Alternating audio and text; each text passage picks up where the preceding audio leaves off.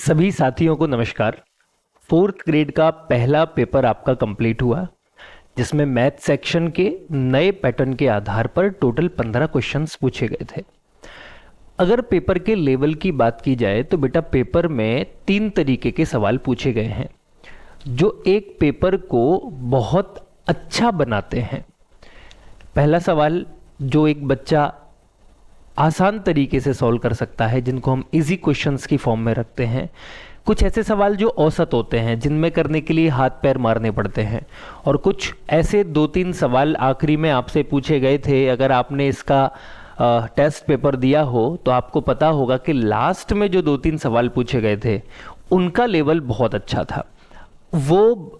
वही बच्चा उन सवालों को सॉल्व कर सकता है जिसमें गणित की पकड़ और बेसिक कॉन्सेप्ट बहुत मजबूत रहे होंगे। आइए सर, बिना किसी देरी के पहले सवाल से शुरू करते हैं और सारे सवालों का सॉल्यूशन धीरे धीरे अपन कर रहे होंगे। वो कह रहा है मृदुल के प्रतिदिन काम करने के घंटे 25% बढ़ गए और उसकी प्रति घंटे की मजदूरी 20% बढ़ जाती है, तो उसकी दैनिक आय में कितने प्रतिशत की वृद्धि होगी। देखो भाई, आप किसी भी तरीके से सवाल करिए, हर तरीके से सवाल का उत्तर सेम आएगा। आपने जैसे बेसिक पढ़ रखा है आप उस तरीके से कर सकते हैं, या अगर आप कोई नई चीज सीखना चाहते हैं तो देखिए ऐसे हम करेंगे। प्रतिदिन काम करने के घंटे 25% बढ़ गए। 25% होता है 1/4, और 1/4 अगर आपका काम करने का समय बढ़ चुका है, इसका मतलब यह है कि अगर आप पहले 4 घंटे काम करते थे तो अब 1 घंटे ज्यादा काम करोगे। 4 और 1 5 घंटे काम करोगे, लेकिन प्रति घंटे की मजदूरी 20% बढ़ गई। काम ज्यादा करोगे तो मजदूरी भी ज्यादा मिलेगी। कितनी मजदूरी बढ़ गई सर? 20% का मतलब होता है 1/5 मजदूरी बढ़ जाना। इसका मतलब अगर पहले आप 1 घंटे काम करने का 5 रुपए लेते थे तो अब 1 घंटे काम करने का 1 रुपया ज्यादा मिलेगा। कितना पैसा मिलेगा आपको? 6 रुपए। तो सर अगर मैं इन दोनों को गुणा कर दूं तो आपको पता चल जाएगा 1 घंटे की मजदूरी 5 रुपए, तो 4 घंटे की मजदूरी कितनी हो गई? 20 रुपए। अगर 1 घंटे की मजदूरी 6 रुपए तो 5 घंटे की मजदूरी कितनी हो गई? 30 रुपए मजदूरी हो जाएगी। तो आप कह सकते हो अगर 20 रुपए मजदूरी पहले थी और अब आपकी मजदूरी 30 रुपए हो गई तो आपकी मजदूरी में 10 रुपए बढ़ गए। किससे बड़े होंगे 10 रुपए? पुराने की तुलना में 20 रुपए से। Multiplied by 100। जब आप इसको सॉल्व करेंगे 0 से 0 कट जाएगा। 2 से जब मैं इसको सॉल्व करूंगा तो मेरी मजदूरी में 50% की क्या हो जाएगी? वृद्धि हो जाएगी। अब मैं पहले से 50% ज्यादा इनकम कर रहा हूंगा। आप कोई भी तरीका इस्तेमाल करें, कोई भी तरीका, आंसर यही निकल के आएगा। नेक्स्ट क्वेश्चन, यदि किसी कमरे की लंबाई, ये एक बहुत अच्छा क्वेश्चन है। आपने अक्सर ऐसा सवाल जब आप क्षेत्रमिति पढ़ते हैं, क्षेत्रफल निकालना सीखते हैं, परिमाप निकालना सीखते हैं, तो नहीं देखा होगा। बहुत अच्छा क्वेश्चन है। किसी कमरे की लंबाई L को 10% कम कर दिया जाए। देखिए, एक कमरे की लंबाई पहले L थी और इस कमरे की लंबाई को अब 10% कम कर दिया। अगर पहले इसकी लंबाई पूरी 100 थी तो अब इसकी जो लंबाई होगी वो 90% हो जाएगी कि नहीं होगी? पहले जो भी लंबाई थी अब इसकी लंबाई को 10% कम कर दिया, मतलब 90% हो गई। अगर मैं 0 से 0 काट दूं तो आप कहेंगे अब इसकी जो लंबाई है वो 9/10 गुना हो जाएगी। फिर कह रहा है कि चौड़ाई को 10% बढ़ा दिया जाए। आपकी चौड़ाई कितनी थी? b थी। अब चौड़ाई को अगर मैं 10% ज्यादा कर दूं तो आपकी जो चौड़ाई होगी वो तो 110% हो जाएगी कि नहीं हो जाएगी? और यहां भी अगर 0 से 0 काट दिया जाए तो आप कहेंगे 11/10 हो जाएगा। तो परिमाप में धनात्मक परिवर्तन ज्ञात कीजिए। परिमाप होता है 2 × L + B। लंबाई और चौड़ाई अगर हमारे पास है तो परिमाप निकालना है तो 2 गुणा में लंबाई प्लस चौड़ाई, ये परिमाप होता है। इसका परिमाप होगा 2 गुणा में आपकी जो लंबाई है वो है 9L/10 और आपकी जो चौड़ाई है बेटा वो दे रखी है 11b/10। तो आप क्या कहोगे? आप कहोगे कि पहले इतनी परिमाप था, अब इतना परिमाप हो गया, क्या परिवर्तन हुआ उसके लिए इन दोनों को माइनस कर दीजिए। जब मैं इसमें से इसको माइनस करूंगा तो मैंने 2 कॉमन ले लिया, देखो बाहर सीधा, ठीक है ना। मैंने l प्लस बी को माइनस कर दिया और माइनस करना है किस चीज को? 9l/10 प्लस में 11b/10, इसको माइनस करना है। चलिए सर, तो ये हो गया 2 इंटू, नीचे से पूरा एलसीएम मैंने 10 ले लिया, पूरा एलसीएम, तो 10 दोनों का एलसीएम आ गया, तो 10 यहां मल्टीप्लाई होगा 10l हो जाएगा, यहां 10 मल्टीप्लाई होगा तो 10b हो जाएगा, यहां पे माइनस का 9l बचेगा, यहां पे माइनस का 11b बचेगा अपॉन 10, 2 से कट जाएगा जी 5 बार। देखिए 10 में से 9 घटाएंगे l बचेगा, 10 में से 11 घटाएंगे माइनस का b बचेगा, और बटे में 5, तो हमारा कौन सा ऑप्शन करेक्ट होगा? ए ऑप्शन करेक्ट हो जाएगा। अब इसमें जो लंबाई चौड़ाई यूज करनी थी वो हमको l और b यूज करनी थी। अगर l और b यूज करनी ही ना होती तो फिर हमें इतना लंबा सवाल करने की कोई आवश्यकता नहीं थी, फिर डिटेल में करने की जरूरत नहीं पड़ती। आप 100 मानते लंबाई को, 10 मानते लंबाई को, कुछ भी मानते, आपका आंसर निकल के आ जाता। चलिए सर, किसी टेस्ट में a द्वारा प्राप्त अंक b द्वारा प्राप्त अंकों से 20% ज्यादा हैं। a के जितने नंबर आए वो b के नंबरों से 20% ज्यादा है, मतलब b के अगर 100 नंबर आए होंगे तो a के कितने नंबर आए? 120 नंबर आए। फिर बोल रहा है c ने a और b द्वारा प्राप्त अंकों का 85% प्राप्त किया। c ने a और b के जितने नंबर आए हैं दोनों के मिला के 220, इसका 85% प्राप्त किया होगा, वो ये कह रहा है। तो जरा देखते हैं सी के कितने नंबर आए यहां से निकाल के। 0 से 0 काट लिया, 5 से कट गया 17 बार, और 5 से कट गया 2 बार। 2 से 22 को काटेंगे 11 बार कट जाएगा, 11 गुणा 17 बराबर 187, 187। तो क्या पूछ रहा है आपसे? ए द्वारा प्राप्त अंक सी द्वारा प्राप्त अंकों से कितने प्रतिशत कम है? ए के नंबर सी के नंबरों से कितने कम है? ये 187 है, ये 120 है, तो 67 कम है। ए के नंबर किसकी तुलना में? जिससे तुलना की जाती है उसको हमेशा नीचे रखा जाता है, इससे कम है। आई बात समझ में? तो ऊपर हो गया हमारा 6700, नीचे हमारा हो जाएगा 187, और जब आप इसको सॉल्व करेंगे पूरा पूरा तो भैया यहां से आपका आंसर निकल के आ जाएगा 35.8%। वही नॉर्मल तरीका भाग देने का, मैं भी वैसे ही भाग दूंगा, आप भी वैसे ही भाग देंगे, कोई ट्रिक तो लग नहीं रही इसमें, ठीक है ना भाई? तो आपका ए ऑप्शन यहां से सही हो जाएगा। अगला सवाल, क्लास एक्स में कुछ विद्यार्थियों की संख्या 140 है तथा लड़कों की संख्या लड़कों का लड़कियों से अनुपात 2:3 है। देखिए बॉयज और गर्ल्स, इनका अनुपात 2:3 है, यही बोल रहा है ना। लड़कों का लड़कियों से अनुपात 2:3 है, और टोटल संख्या, अगर एक बात बताइए भाई, लड़कों की संख्या 2 और लड़कियों की संख्या 3 है तो टोटल 5 हो गए, लेकिन टोटल 5 तो है नहीं, टोटल संख्या कितनी है? 140। तो अगर मैं यहां से कंपेयर करूं तो पता चला ये तो मेरा पूरा पूरा 28 पंजे 140, 28 गुना ज़्यादा है। तो भैया लड़कों की संख्या भी 28 गुना हो जाएगी और लड़कियों की संख्या भी 28 गुना हो जाएगी। दोनों को जब मल्टीप्लाई कर दोगे तो पता चलेगा लड़के 56 होंगे और 28 × 84, 84। लड़कियों की संख्या कितनी हो जाएगी? 84 होगी। यदि 50% लड़के 56 में से 50% लड़के, तो 50% कितने हो गए? 28 लड़के और 33 सही 1/3% लड़कियां। 33 सही 1/3 का मतलब कितना होता है? 1/3 लड़कियां।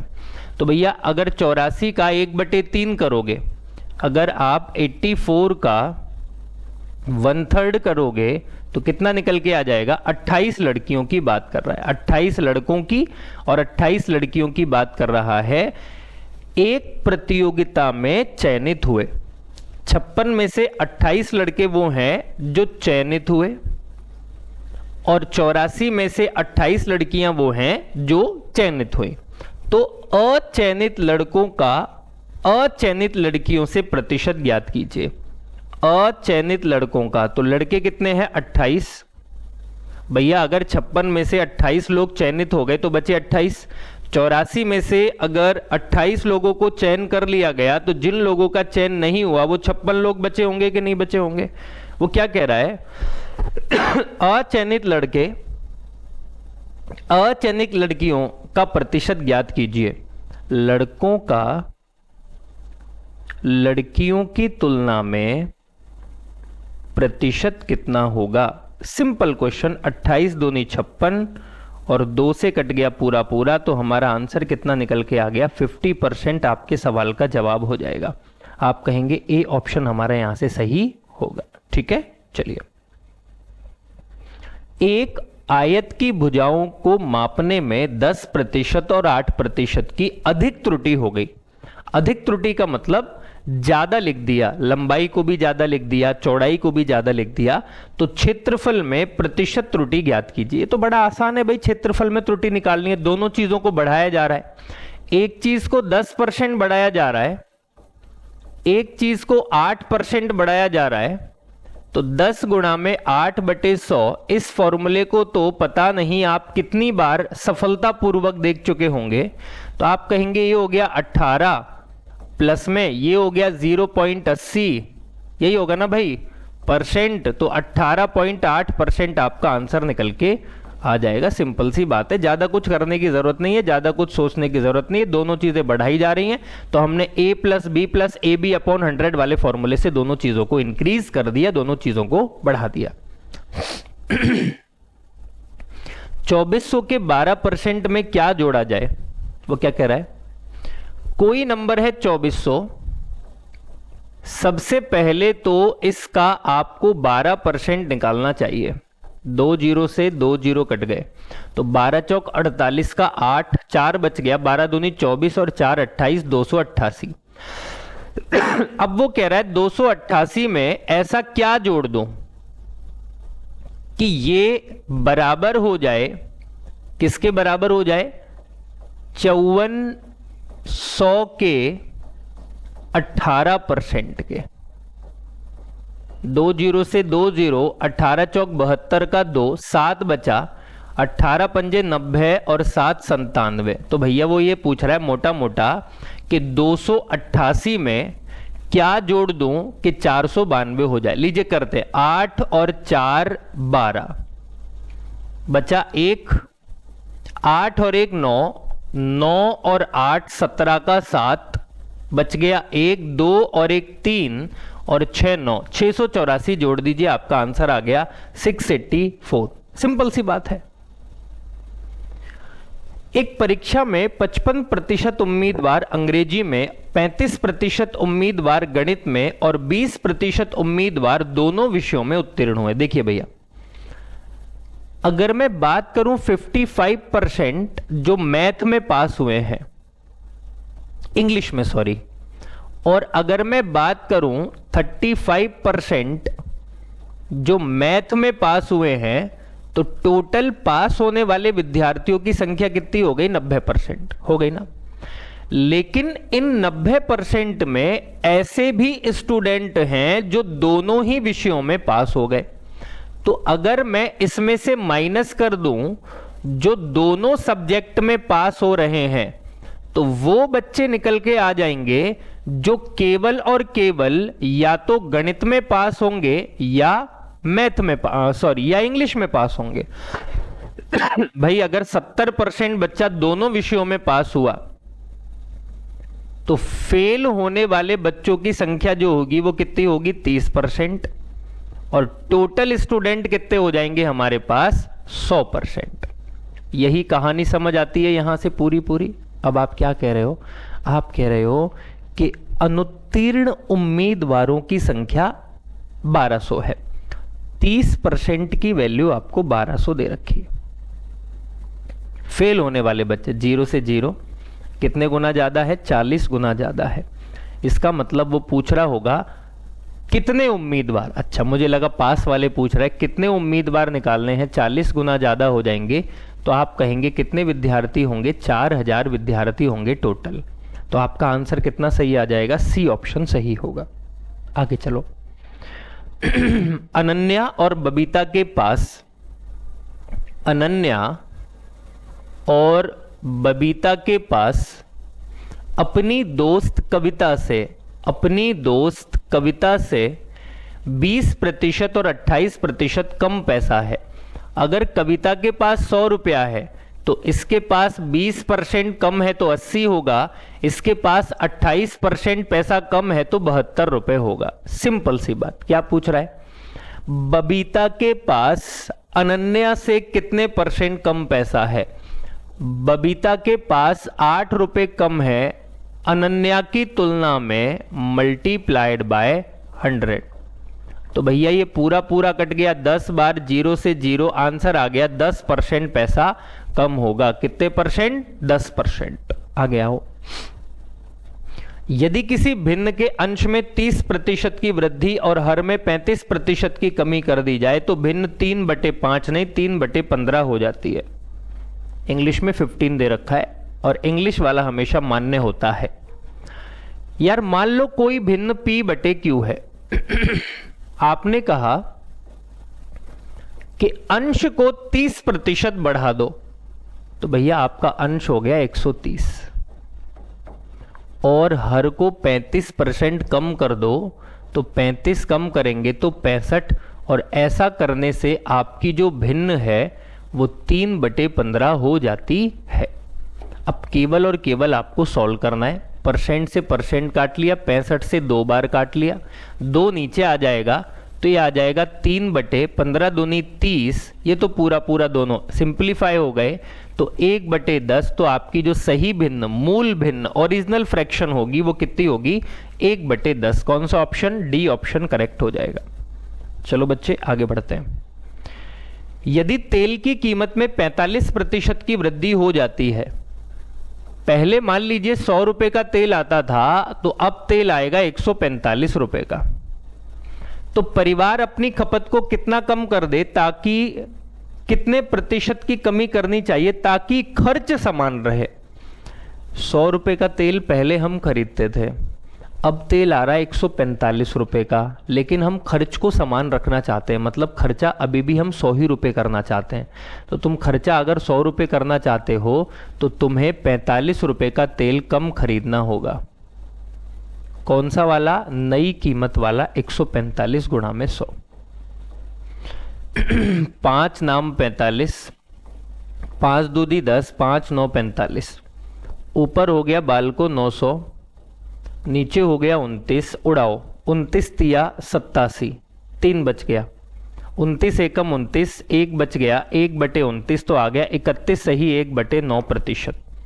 31 1/29%, 31 सही 1/29%। सी ऑप्शन करेक्ट होगा। एक डेस्कटॉप कंप्यूटर का मूल्य हर साल 20% की दर से कम होता है। 3 साल पहले खरीदा गया था। यदि इसका वर्तमान मूल्य इतना है तो 3 साल पहले इसकी कीमत कितनी रही होगी। देखिए मैंने मान लिया कंप्यूटर पहले X का था, बेसिक आप लोगों ने पढ़ रखा है। 20% की दर से अगर कम कर दिया, इसका मतलब 1/5 हर साल कीमत कम हो रही है, और अगर 1/5 कम हो रही है तो 5 रुपए से 1 रुपए कम होके 4/5 हो जाएगी। तीनों साल तक 4/5 होगी और 4/5 होगी। और ऐसा करने से आपकी कीमत आखिरी में कितनी हो जाती है? 12,122,88। ये लीजिए सर, अब इसको सॉल्व कर लीजिए जैसे आप कर सकते हो, सिंपल सी बात। 4 से काटा, 4 दिया 12, 4 सत्ते 28, 4 दूनी 8। 4 से काटा, 4 सत्ते 28, 2 बच गया, 2 बचा ना, 2 बचेगा ना भाई, तो कितना हो गया? 4 सत्ते 28 ज्यादा हो जाएगा, 4 6 24, 4 8 32। फिर 4 से सिंप्लीफाई करेंगे, 4 1 जा 4, 4 एकम 4, 3 बच गया, 4 9 36 और 4 दूनी 8, 192। तो ये x बराबर हो जाएगा 192 192 और गुणा में 5 गुणा 5 गुणा 5 बराबर 125। अब अगर आपको ये लगता है कि 125 से गुणा करना आसान होगा तो आप 125 से मल्टीप्लाई कर लीजिए, कोई प्रॉब्लम नहीं। लेकिन अगर आप 125 से मल्टीप्लाई नहीं करना चाहते हो, एक तरीका होता है, 125 को हटाइए, 3 0 लगा के 8 से भाग दे दीजिए।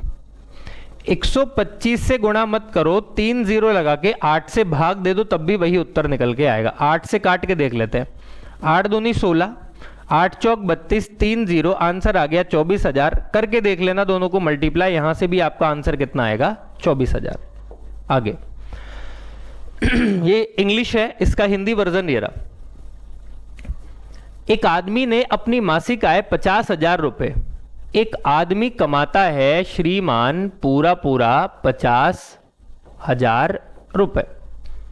25% का जिसपे उसने क्या भर दिया? टैक्स भर दिया। 25% का टैक्स भर दिया, इसका मतलब उसके पास 75% पैसा बचा हुआ है। फिर कह रहा है टैक्स भरने के बाद शेष आय का 30% घर के खर्चों पर खर्च हो गया। तो 30% अगर घर का खर्चा हो गया तो बचा कितना आपका? 70%। फिर कह रहा है कि 10% मनोरंजन पर खर्च हो गया, 10% मनोरंजन पर खर्च हो गया तो बचा कितना? 90%। और इतना खर्च करने के बाद शेष बच जाता है, यह मानते हुए कि उपरोक्त डेटा सभी 12 महीनों के लिए समान है, तो प्रति वर्ष कितना खर्च किया गया? ये मासिक आय है, एक महीने में इतना पैसा उसने बचा लिया, और भैया 12 महीने में कितना बचाएगा? तो गुणा में 12 कर दिया। सिंप्लीफाई कर लेते हैं सर।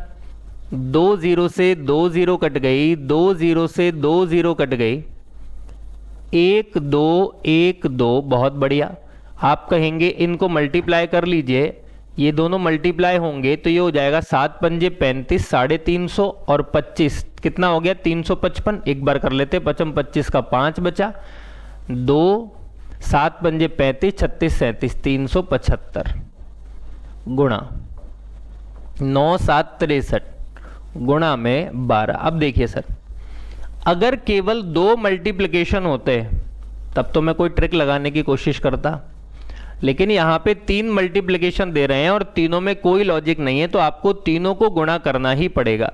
और जब आप तीनों को गुणा कर देंगे तो आपका आंसर आएगा 2,83,500। कितना आएगा बेटा? 2,83,500 आपके सवाल का जवाब होगा। कौन सा ऑप्शन? सी ऑप्शन करेक्ट हो जाएगा। चलें आगे बढ़ते हैं। एक बार मल्टीप्लाई करके देख लेना, मुझे जितना ध्यान है मैंने करके देखा था जब ये सवाल, तो इतना ऑप्शन आया था, बाकी आप लोग एक बार जरूर करके देखना इसको। सुजाता ने 276 रुपए में 9 सेब और 8 आम खरीदे। देखो भैया, अगर सेब की बात की जाए और आम की बात की जाए तो मैंने मान लिया एक सेब आता है 10x रुपए का और एक आम आता है 10y रुपए का। मैं बता रहा था ना आपको कि आखिरी में 2-3 सवाल थे जिन्होंने आपको परेशान किया होगा, यही वो सवाल है, समझना। वो कह रहा है कि एक सेब नहीं 9 सेब खरीदे, तो भैया एक सेब 10x का आ रहा है तो 9 सेब 90x के आएंगे। एक आम अगर 10 का आ रहा है तो 8 आम 80y के आएंगे, और यहां टोटल दोनों को मिला के आपका 276 रुपए का खर्चा हुआ होगा, मैं मानता हूं।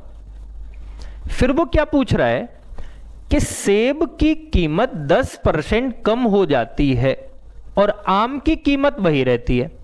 अगर पहले 10 रुपए का सेब था तो अब सेब आएगा 9 रुपए का, 10% मतलब 1 रुपए कम हो गई, लेकिन आम इतने का ही आ रहा है। तो 5 सेब, एक सेब अगर भैया 9 रुपए का है तो 5 सेब 45 के आएंगे प्लस, और 10 आम, एक आम पूरा पूरा 10 रुपए का है तो 10 आम 100 रुपए के आएंगे, 100 बाई, और इन दोनों पे टोटल खर्चा हुआ 210 रुपए का।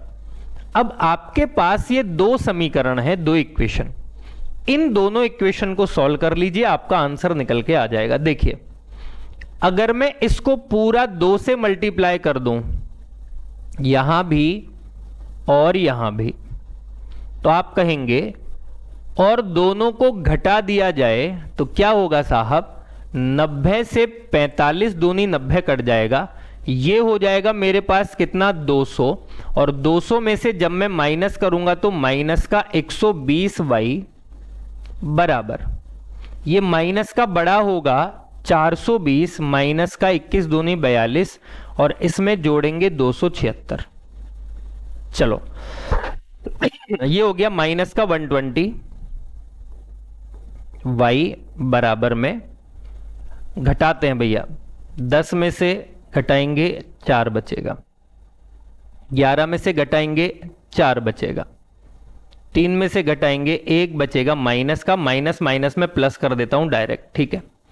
अब देखो, ओ सॉरी 12, तो अगर मैं इसको 12 से काट लूं 10 बार कट गया, 12 से काट लूं 10 बार कट गया, तो आप क्या कहेंगे कि 10y बराबर 12, और एक आम की कीमत मैंने 10y मानी थी तो एक आम कितने का आएगा, 12 रुपए का आएगा, आ रहा है ना, एक आम की कीमत ही तो मानी थी आपने, ये अब रख दो, यहां रख दो। देखो भाई अगर एक आम आपका 10y की कीमत 12 रुपए है, एक आम 12 रुपए का आ रहा है, यहां रख सकता हूं ना, ये उधर चला जाएगा, फिर अपन इसको देख लेंगे हिसाब किताब करके कितना आएगा, ऐसे ही करोगे ना, कर दो चलो एक बार जल्दी से।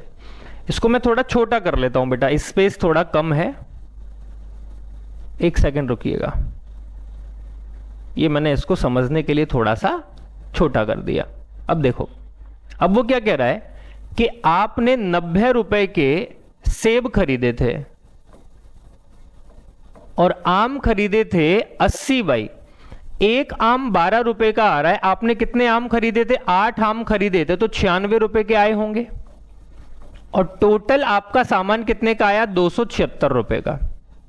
तो देखो इसको सॉल्व करते हैं, 90x बराबर 276 माइनस करेंगे 180 आ जाएगा, 9 से काटूंगा 10 बार, 9 से काटूंगा 20 बार, 10x एक सेब की कीमत, तो एक सेब की कीमत कितनी आ गई, 20 रुपए आ गई, आ गई ना। क्या पूछ रहा है वो, 4 सेब, एक सेब की कीमत 20 रुपए है तो 4 सेब की कीमत 80 रुपए हो जाएगी।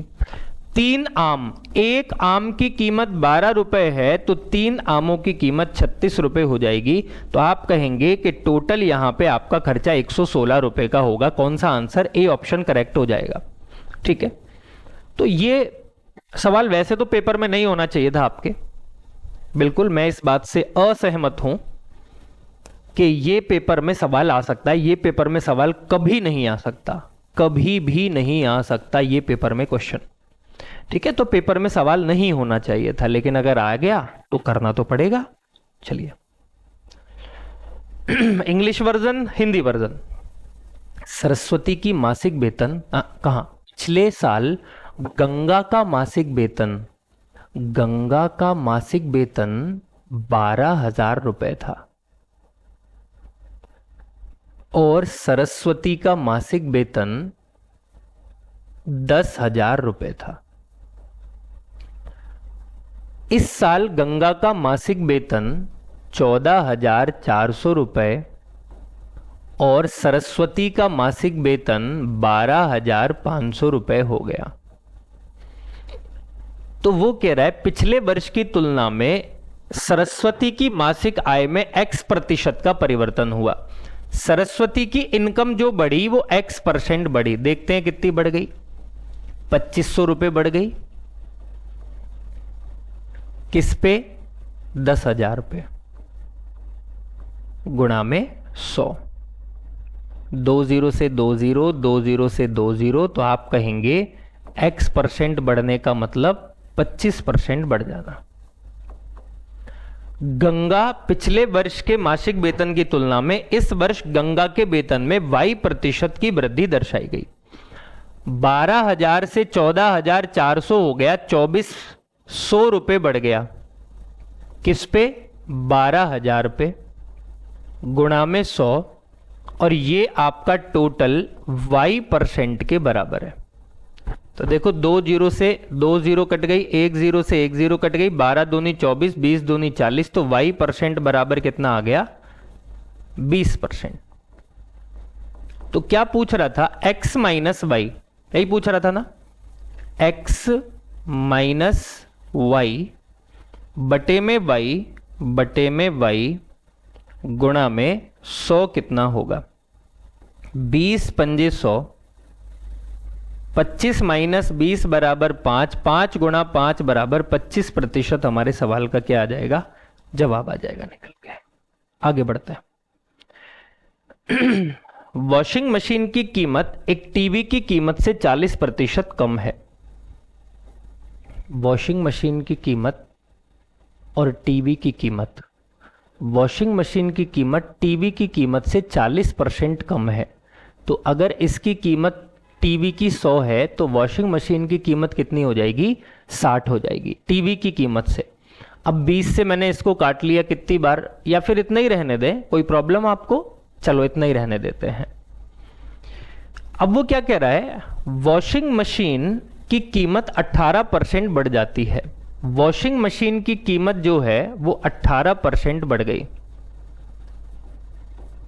तो भैया पहले 60 थी, अगर 18% बढ़ गई तो 20 पंजे 100, 20 तिया 60, 18 तिया 54। तो पॉइंट में जा रहा है कि नहीं जा रहा मामला? अरे बोलो।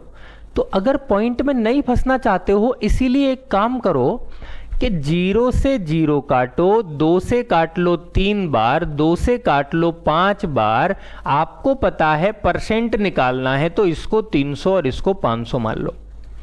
जब किसी संख्या के आखिरी में 2 जीरो होती हैं तो उसकी परसेंटेज वैल्यू कभी भी डेसिमल में निकल के नहीं आ सकती, हमेशा पूरी पूरी निकल के आएगी। तो उसने कहा वॉशिंग मशीन की कीमत 18% बढ़ गई, 18 तिया 54, तो 354 हो गई। अरे सीधा निकालोगे ना भाई, टेस्ट सीरीज दे रहे हो, बेसिक तो क्लियर ही है। 18% बढ़ गई, 18 तिया 54, 354 हो गई। टीवी की कीमत 10% कम हो गई, 500 का 10% 50, 450 हो गई होगी। तो पूछ रहा है तो 5 वॉशिंग मशीन और 2 टीवी की कुल कीमत में क्या बदलाव होगा? पहले 5 वॉशिंग मशीन और 2 टीवी खरीदी जाती थी, अब 5 वॉशिंग मशीन और 2 टीवी खरीदी जा रही हैं, तो इनके पैसों में दोनों जगह क्या बदलाव हुआ होगा? यही बोल रहा है कि नहीं बोल रहा वो? चलिए सर करते हैं कैलकुलेशन। ये हो गया 1500 और ये हो गया 1000, तो ये हो गया 2500 रुपए। पहले दो सामान 2500 रुपए के आते थे, अब कितने के आ रहे हैं वो चेक करना पड़ेगा। 5 चौक 20 का 0, 2 बचा, 27, 25 और 2 27 का 7, 2 बच गया, 5 दिया 15, 16, 1770 रुपए के प्लस में। ये आ गए 900 रुपए के, तो 70 का 70 आ गया, दोनों को जोड़ेंगे 26 होगा, तो 2670। तो आप ये कहोगे कि भैया कितना बढ़ गया? 170 रुपए बढ़ गया। किस पे? 2500 पे, मल्टीप्लाइड बाय 100। 2 जीरो से 2 जीरो कट गया, 25 से कट गया, 25 छिक्की 150, पॉइंट 25 अट्ठे 200, 6.8% बढ़ गया होगा, इंक्रीज 6.8%। डी ऑप्शन करेक्ट होगा। ये आपके सारे क्वेश्चन जिनका सॉल्यूशन अपन ने कर लिया, कुछ अच्छे क्वेश्चन थे, कुछ ठीक क्वेश्चन थे, सारे लेवल के क्वेश्चन पूछे गए हैं। लेकिन आखिरी में जो 1-2 सवाल पूछे गए हैं उतना लेवल हमारे पेपर का कभी नहीं रहेगा, ठीक है? वो डिफरेंस रखेगा 4th ग्रेड में, आरएस के पेपर में, पटवार के पेपर में, सीईटी 10+2, सीईटी ग्रेजुएशन के पेपर में, सब में डिफरेंस रखेगा। अगर नहीं रखेगा तो भैया सारी चीजें बराबर हो जाएंगी, फिर इसको फोर्थ ग्रेड नहीं, फिर इसको आप फर्स्ट ग्रेड कहिए अगर ऐसे सवाल आ रहे हैं तो बेटा इसी तरीके से जुड़े रहिए और सॉल्यूशन देखते रहिए। इफेक्टिव आपको लगे बहुत अच्छी बात है। अगर बेसिक क्लियर है तो मजा आएगा सॉल्यूशन देखने में। अगर बेसिक क्लियर नहीं है तो पहले क्लास लीजिए आप।